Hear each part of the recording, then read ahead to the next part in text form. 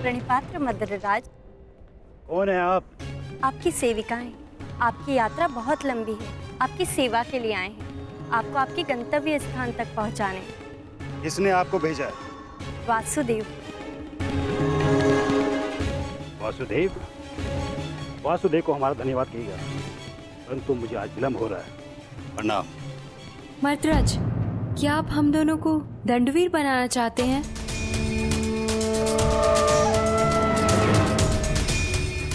और वैसे भी युद्ध प्रारंभ होने में अभी कुछ दिन शेष हैं। मद्रराज, कहीं आप ये तो नहीं मानते कि हम इतने सुंदर नहीं हैं कि आप हमें आपकी सेवा का अवसर प्रदान कर सके? मद्रराज, युद्ध में जाने से पहले आपकी थकान का शांत होना बहुत आवश्यक है। तो क्या आप हमें ये अवसर प्रदान नहीं करेंगे?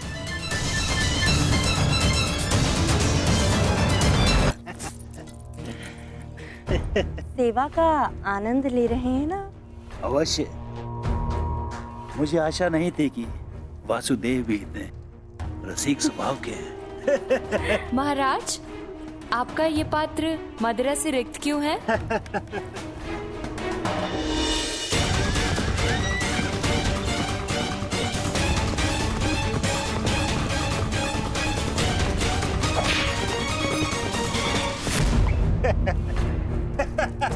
महाराज, हमसे क्या भूल हुई? अभी तो आप युद्ध का आनंद उठाते रहे, लेकिन हमें भी तो आप अपनी सेवा का आनंद लेने दीजिए।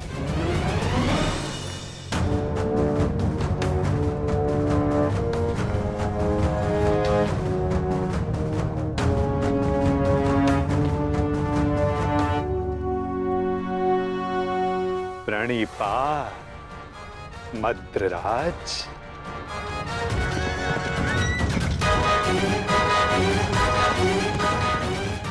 आशा करता हूँ कि इस वासुदेव से अतिथि सत्कार में कोई त्रुटि ना रह गई हो। नहीं वासुदेव, ये तो मेरे जीवन का सबसे उत्तम सत्कार था। मैं अति प्रसन्न हूँ कि ये युद्ध मैं आपकी तरफ से लड़ रहा हूँ, और युद्ध के पश्चात मैं एक बार फिर से ये सत्कार लेना चाहूंगा।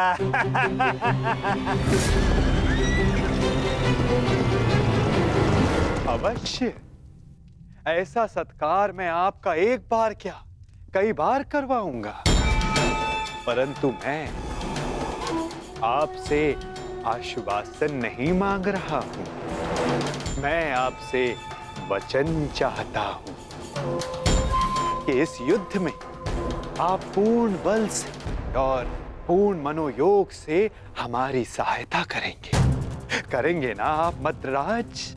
आपको मेरे आश्वासन पे संदेह है?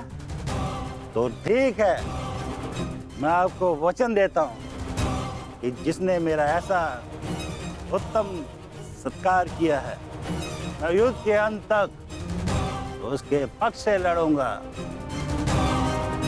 मैं आपको वचन देता हूं कि प्राण जाने तक मैं शल्य अपने अतिथि की ओर से अपने शत्रुओं का नाश करूंगा।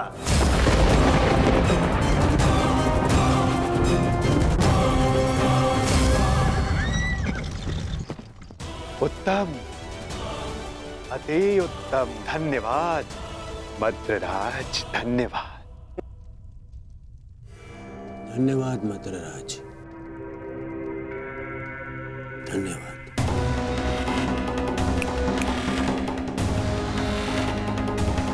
मैं दुर्योधन कौरवों की सेना में आपका स्वागत करता हूँ। तुमने सत्कार किया था मेरा, ये भ्रम में रख के मुझसे वचन लिया। छल किया है तुमने मेरे साथ, छल किया है वासुदेव ने पांडवों के साथ, छल। ये वो छलिया वासुदेव नहीं, ये है मेरा मित्र पौंड्रिक वासुदेव।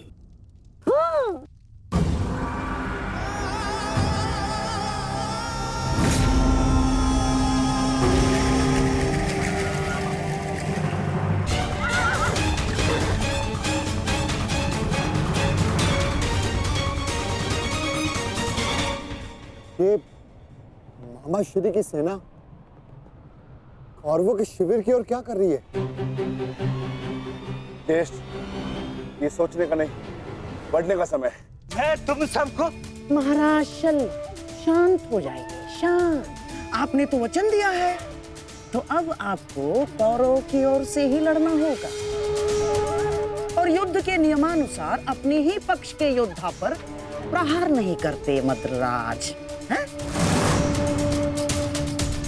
तो आइए, कौरव दल में आपका मैं शकुन महारथी शल्य का स्वागत करता हूँ। तुम सब ने छल किया है, छल। देख लूंगा तुम्हें सबको। मामा श्री, ये सब क्या हुआ?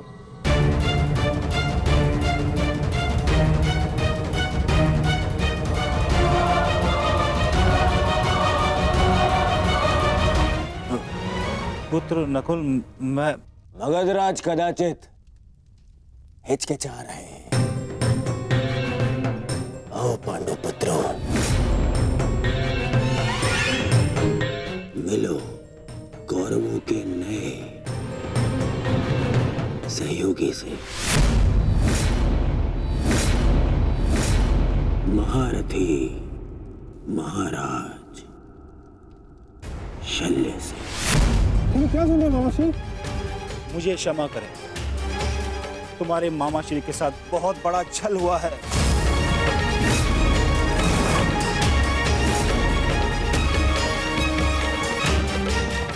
मुझे भ्रम में रखकर वचन लिया गया है मुझसे।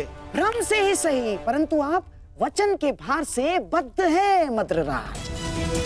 दुर्योधन, तुमने हमारे साथ छल किया है।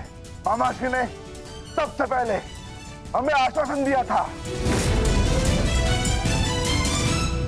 शांत विकोदर, शांत।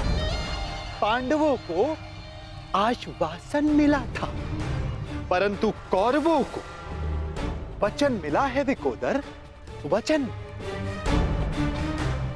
और वचन वचन होता है, उसे तोड़ा नहीं जा सकता। परंतु यदि महाराज शैल्य वचन भंजक होने का कलंक अपने मस्तक पर लेना चाहते तो वो यहां से जा सकते हैं। परंतु युधिष्ठिर, तुमने तो इस युद्ध को धर्म युद्ध का नाम दिया है, तो क्या तुम अपने मामा का वचन भंग करने का अधर्म अपने मस्तक पर लेना चाहोगे? बोलो युधिष्ठिर।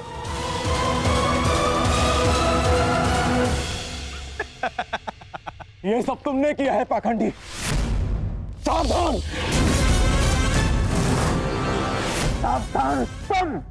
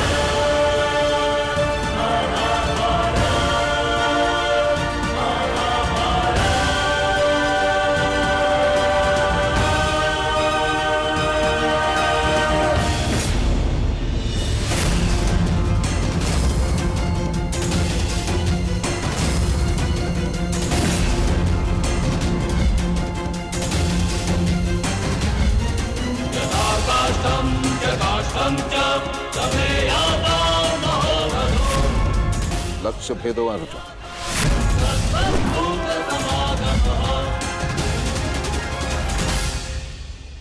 मैं नहीं चाहती कि मेरा कोई भी पुत्र एक दूसरे का वध करे।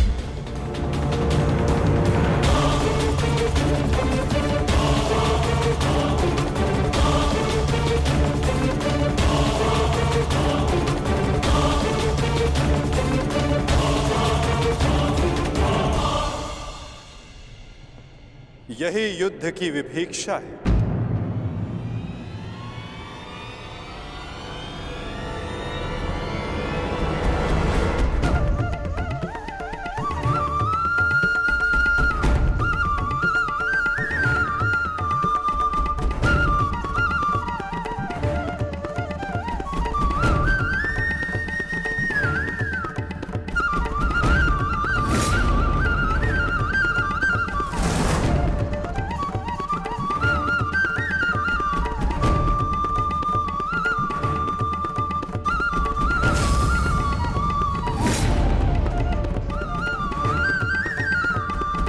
चाहे जो भी पक्ष जीते, परंतु हानि दोनों ही पक्षों को होती है।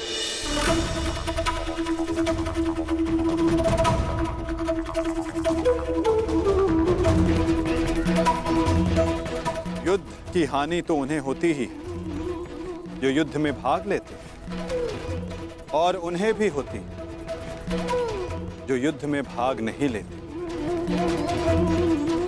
और अब जो मैं बताने जा रहा हूं, यहां उपस्थित कुछ लोगों को यह ज्ञात है, और जिन्हें ज्ञात नहीं है वो इस बात को जान लें।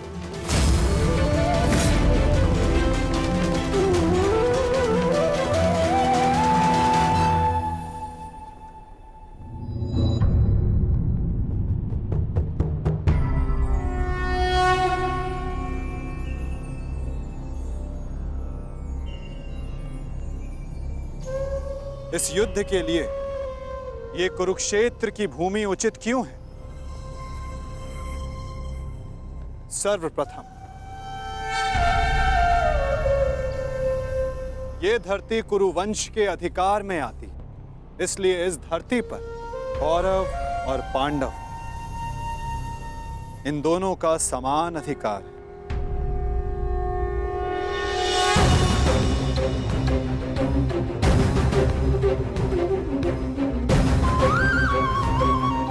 ये भूमि, ये पवित्र स्थल देव नदी सरस्वती के दक्षिण और दृश्यवाही के उत्तर दिशा में आता है। ये भूमि, ये भगवान परशुराम के यज्ञ कुंडों से घिरा हुआ है, और उन भगवान परशुराम के 3 शिष्य भी इस युद्ध में भाग ले रहे हैं। महर्षि कुरु ने बरसों तक इस भूमि को जोता और देवों से यह वरदान प्राप्त किया कि जो भी इस भूमि पर मृत्यु प्राप्त करेगा उसे मुक्ति मिलेगी, स्वर्ग मिलेगा।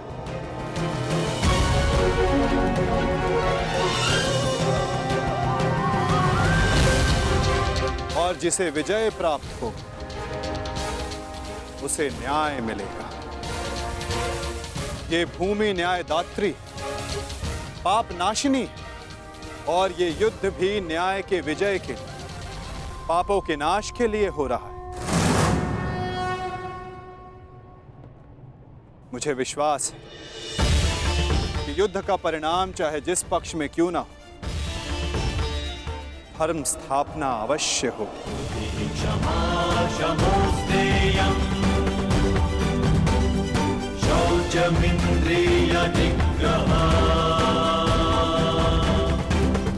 आज से 1 सप्ताह के बाद युद्ध की तिथि निर्धारित हुई। दोनों ही पक्षों के पास युद्ध की तैयारियां करने के लिए 1 सप्ताह का समय है।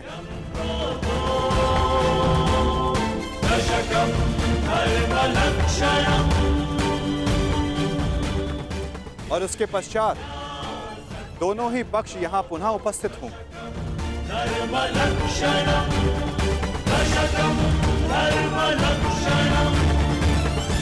युद्ध के नियम निर्धारित करेंगे, फिर आरंभ होगा। महाभारत का।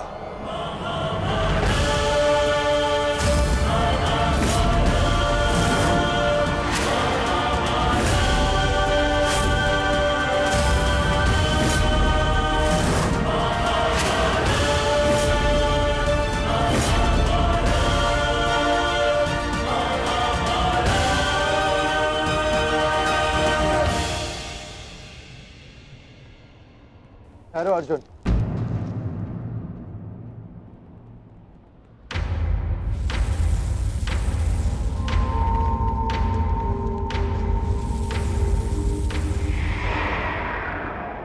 युद्ध से पहले भी आप हमारे श्रद्धेय थे, युद्ध में भी होंगे और युद्ध के पश्चात भी।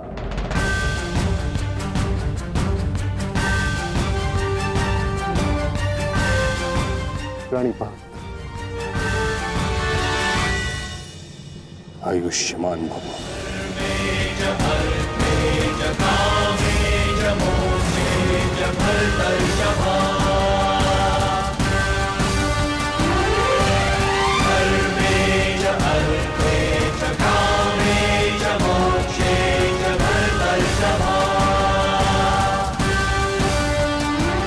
यशस्वी भव।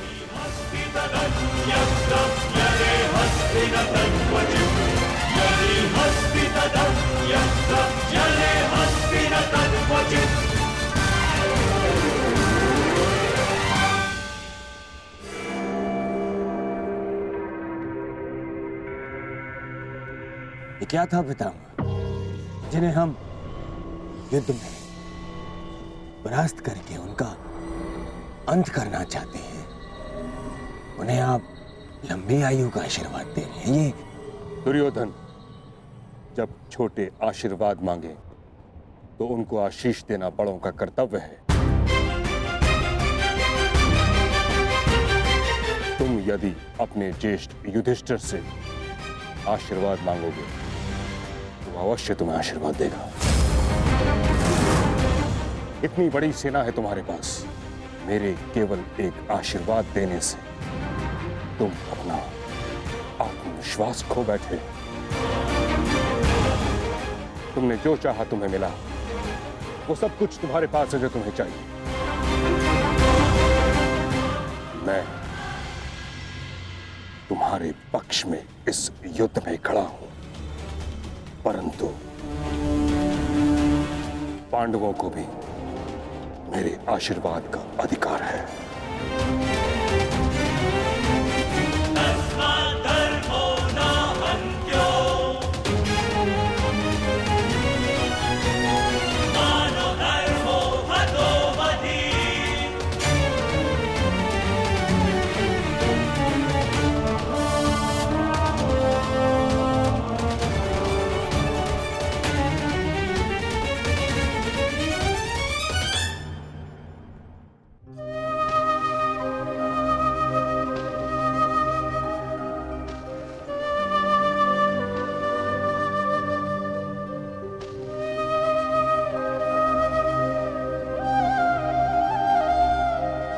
माते, प्रकट होइए माते। आपका गंगा पुत्र भीष्म आपके समक्ष उपस्थित है।